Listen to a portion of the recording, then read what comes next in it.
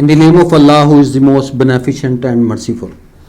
Students, कल जो हमने आर्टिकल डिस्कस किया था electrical properties of A solid के हवाले से हमने डिस्कस किया था, और उसमें याद होगा कि सबसे पहले तो हमने कंडक्टर्स, इंसुलेटर्स और सेमी कंडक्टर्स को हमने कंडक्टिविटी के हवाले से देखा था कि कंडक्टर्स में जो कंडक्टिविटी की वैल्यू जो है वो बहुत ज़्यादा होती है और इंसुलेटर्स में बहुत कम होती है और सेमी कंडक्टर्स में इंटरमीडिएट वैल्यूज़ होती हैं। और फिर हमने एनर्जी बैंड थ्योरी के रिलेटेड भी इन्हीं तीनों चीज़ों को, कंडक्टर्स, इंसुलेटर्स और सेमी कंडक्टर्स को हमने इनके दरमियान डिफरेंस किया था, यानी इनको डिफ्रेंशिएट किया था। और हमें याद होगा कि कंडक्टर्स में ये बताया था कि इसमें जो कंडक्शन बैंड होता है वो पार्शियल फील्ड होता है और इसी तरह वैलेंस बैंड भी पार्शियल फील्ड होता है और इनके दरमियान ओवरलैपिंग रीजन होता है, यानी they overlap with each other. और इस तरह से इलेक्ट्रॉन जो हैं they can freely move from one band to another band, और कंडक्शन प्रोसेस जो है वो इसमें मैक्सिमम होता है।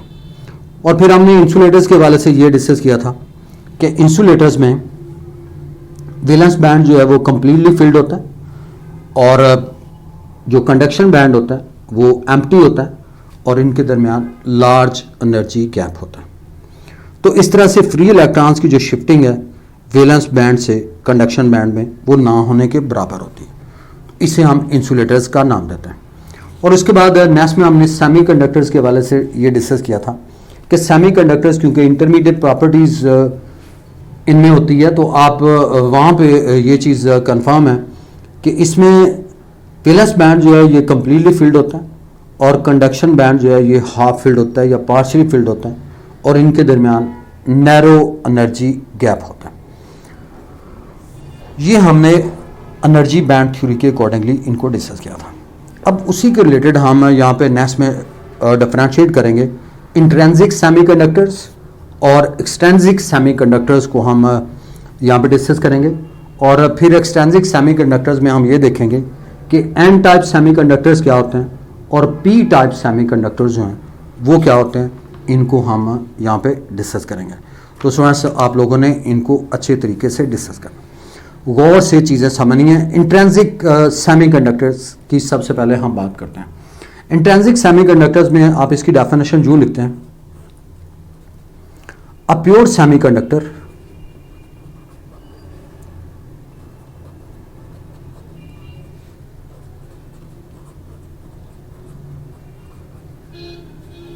is known as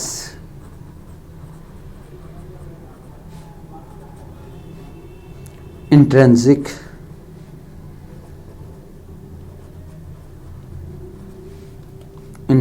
semiconductor,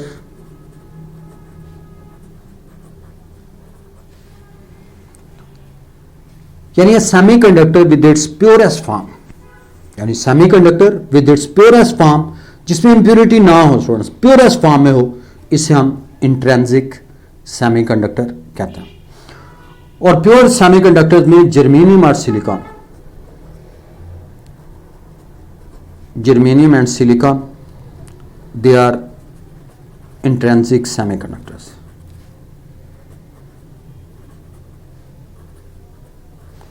intrinsic semiconductor consider होते हैं और इन्हीं को हम इंट्रिंसिक सेमीकंडक्टर कहते हैं।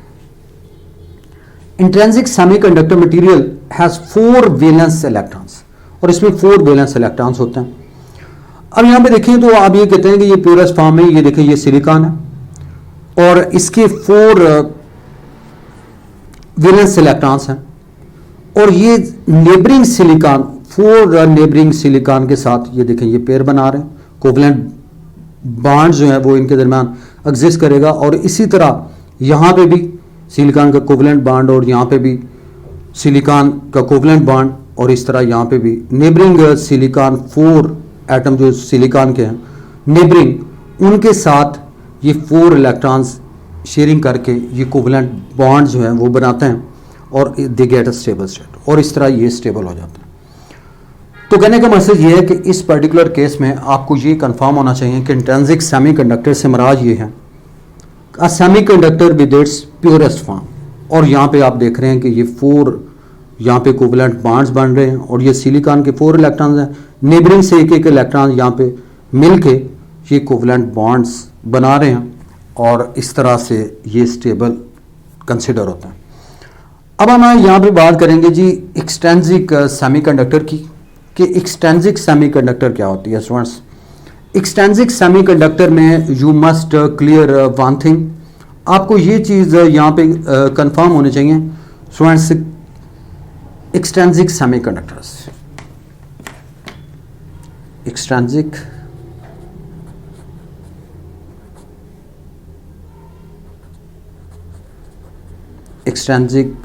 Semiconductor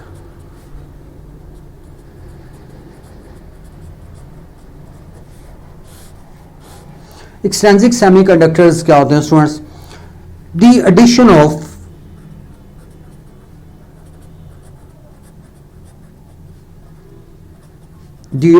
of a small amount of impurity,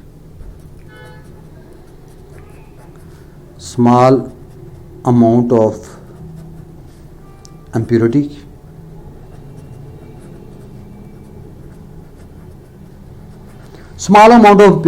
from, ये impurity किस ग्रुप से होनी चाहिए स्टूडेंट्स, ये बात आपने ज़हन में रखनी, from third group,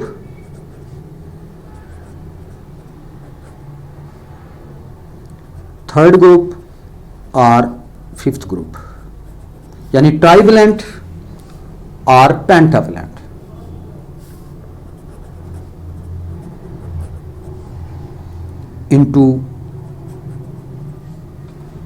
into pure semiconductor,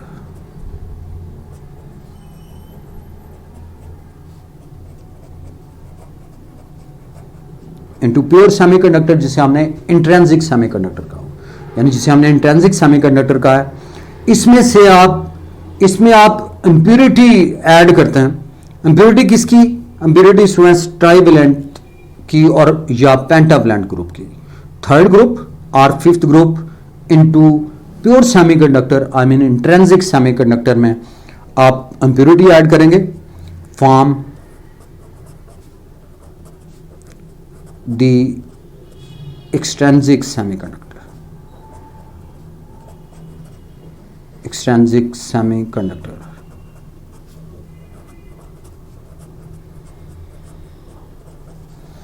So let's look at again here. We are discussing intrinsic semiconductors and extrinsic semiconductor. Intrinsic semiconductor क्या होता है students? A pure semiconductor is known as intrinsic semiconductor. इसे हम intrinsic semiconductor कहते हैं. Germanium and silicon, these are intrinsic semiconductor. यानी semiconductor with its purest form, इसे हम इंट्रिंसिक सेमीकंडक्टर्स कहेंगे। अब एक्सट्रिंसिक सेमीकंडक्टर्स में देखें, ये इंट्रिंसिक सेमीकंडक्टर में सिलिकॉन और जर्मेनियम, सिलिकॉन की बात कर रहा हूं, इसमें 4 वैलेंस इलेक्ट्रॉन्स होते हैं और ये नेबरिंग जो सिलिकॉन है इनसे भी 4 इलेक्ट्रॉन्स लेके ये 4 कोवलेंट बॉन्ड्स बनाते हैं। अब एक्सट्रिंसिक सेमीकंडक्टर में आ जाएं तो आप ये कहेंगे the addition of a small amount of impurity, और स्मॉल अमाउंट ऑफ इम्प्योरिटी जो है वो कहां से कौन सी होनी चाहिए? थर्ड ग्रुप से या fifth group, into pure semiconductor. Pure semiconductor में या जिसे हम इंट्रिंसिक सेमीकंडक्टर भी कहते हैं, उसमें आप इंप्योरिटी ऐड करते हैं थर्ड ग्रुप की या फिफ्थ ग्रुप की, तो इसको हम एक्सट्रिंसिक सेमीकंडक्टर कहते हैं। क्या कहते हैं स्टूडेंट्स? एक्सट्रिंसिक सेमीकंडक्टर कहते हैं। And you must know about this case intrinsic semiconductor. अब सुना, ये जो प्रोसेस है एडिशन ऑफ द इंप्योरिटी, इसे हम डोपिंग कहते हैं। Doping, it is the process of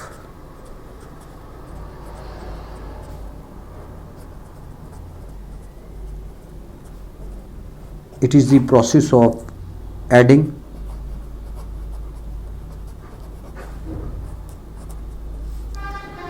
the impurity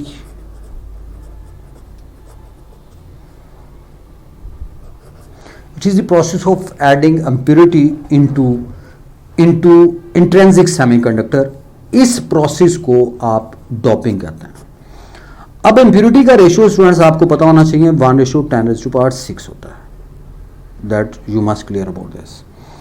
अब यहाँ से हमें ये पता चल गया कि ये वो प्रोसेस है जिसमें आप, it is the process of adding the impurity into intrinsic semiconductor. This process is called doping. इसे हम डोपिंग कहते हैं।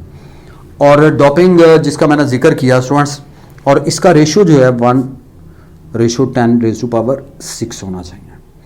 अब हम बात करेंगे जी, जो मैं यहाँ पे डिस्कस कर रहा हूँ कि एन टाइप सेमीकंडक्टर जो है वो क्या होते हैं। एक्सट्रिंसिक सेमीकंडक्टर, अभी हमने डिस्कस किया कि एक्सट्रिंसिक सेमीकंडक्टर की 2 टाइप्स हैं। जैसे मैंने बताया कि इम्प्योरिटी जो है वो या तो पेंटावैलेंट से होनी चाहिए या पी टाइप से होनी चाहिए। अब हम सबसे पहले जो बात कर रहे हैं एन टाइप सेमीकंडक्टर की, कि एन टाइप सेमीकंडक्टर क्या होते हैं students. When a silicon crystal is doped with a pentavalent element. Pentavalent element कौन से हैं स्टूडेंट्स? इसमें आप ये कहते हैं आर्सेनिक है, एंटीमनी है, आर्सेनिक, एंटीमनी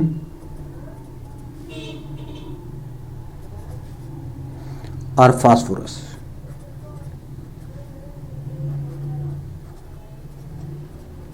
और फास्फोरस, यानी ये इम्प्योरिटी पेंटावैलेंट, जिसका मैंने जिक्र किया आर्सेनिक, एंटीमनी और फास्फोरस, ये पेंटावैलेंट इम्प्योरिटी है।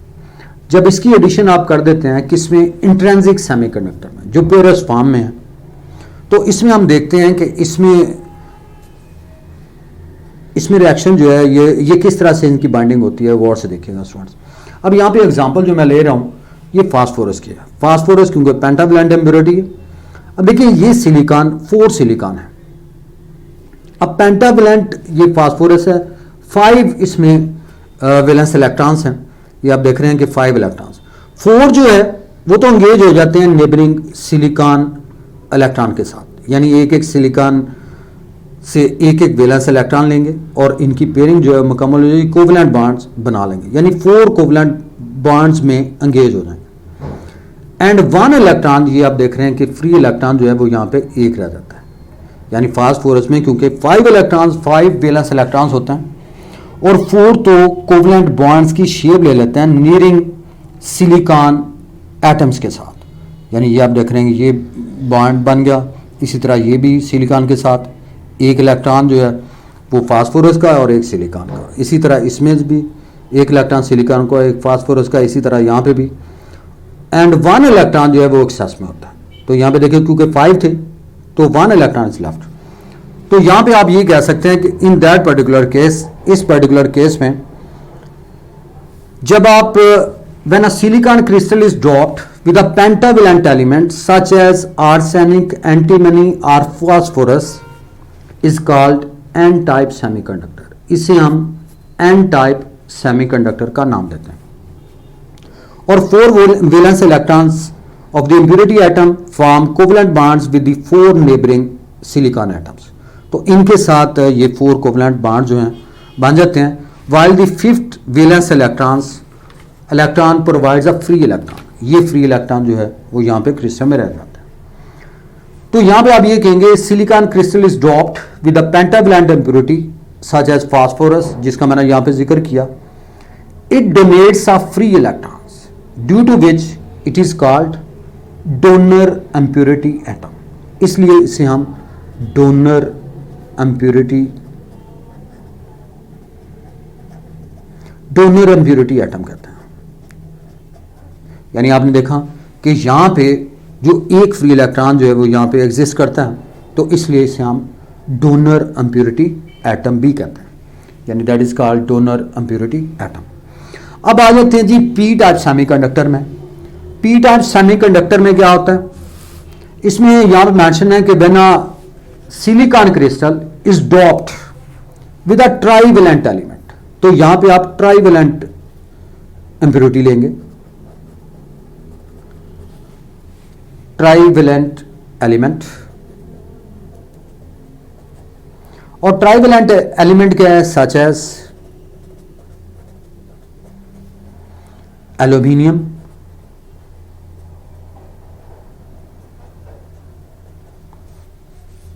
बोरान, गैलियम,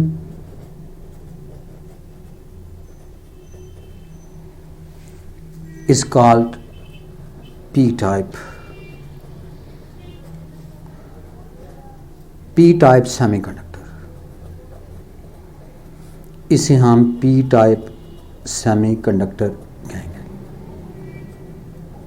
स्टूडेंट्स आपको यहाँ पे ये क्लियर होना चाहिए कि इसमें जो आप इम्प्योरिटी लेते हैं वो ट्राइवेलेंट एलिमेंट की है. वो कौन से हैं जी? एल्यूमिनियम है, बोरान है, गैलियम है. ये आप ऐड करते हैं एज एन इम्प्योरिटी और इसको हम कहेंगे p-type सेमीकंडक्टर. p-type semiconductor. अब यहाँ पे देखें जो ट्राइवेलेंट एलिमेंट यहाँ पे हमने लिया है ट्राइवेलेंट, वो है एल्यूमिनियम. एल्यूमिनियम के स्टूडेंट्स क्योंकि ये थर्ड ग्रुप से इसका तल्लक है और इसमें वैलेंस इलेक्ट्रॉन्स की तादाद कितनी है स्टूडेंट्स? 3 होती है. अब 3 इलेक्ट्रॉन जो है वो नेबरिंग सिलिकॉन एटम से मिलके, ये आप देख रहे हैं कि एक इलेक्ट्रॉन वहां से लेगा और इनकी पेयरिंग बन जाएगी, कोवलेंट बॉन्ड्स यहाँ पे बन जाएंगे. यानी एक एल्यूमिनियम का एक सिलिकॉन का ये पेयर बन गया, इसी तरह यहाँ पे भी ये एक पेयर बन गया और यहाँ पे, यानी 3 कोवलेंट बॉन्ड जो है ये कंप्लीट हो जाता है. और यहाँ पे क्योंकि 3 तो एंगेज हो गए, एल्यूमिनियम के होते ही 3 हैं, 3 वैलेंस इलेक्ट्रॉन वो तो एंगेज हो गए और एक इलेक्ट्रॉन की यहाँ पे डेफिशिएंसी रह जाती है. यानी there is a deficiency of 1 electron.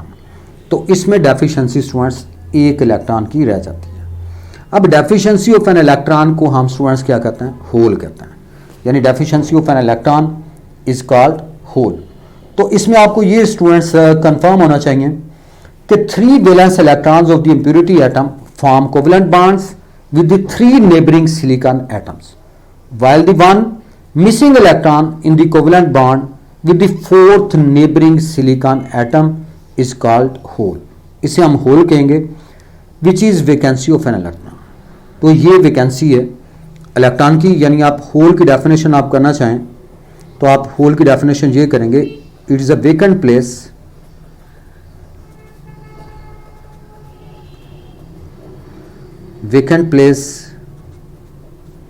of an electron. ये vacant place है इलेक्ट्रॉन की and it carries positive charge.